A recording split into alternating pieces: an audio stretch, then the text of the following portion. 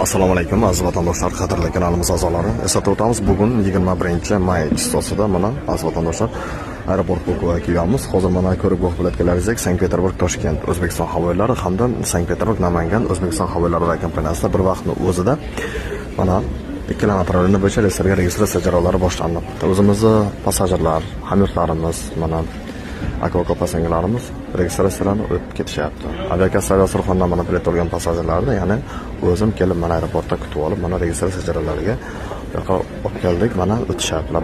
Bir nasib bo'lsa, hammasi chiroyli bo'lar, imkon qadar maksimal sizlarga yordamda xizmatda bo'laveramiz aziz vatandoshlar. Ushbu videoni ostida telefon raqamlari ko'rsatilgan bo'ladi. Bemalol biletlar masalasi bo'yicha, granitsa zaizga, zapret deport tekshirish, qarzdorlik masalalari bo'yicha tekshirish, bemalol aynan mana shu savollar bo'yicha bizlarga murojaat qilavering. 100% ishonchli, sizlar uchun oformit qilib o'tgan jamiki barcha biletlarimizga biz 100% kafolat beramiz aziz vatandoshlar.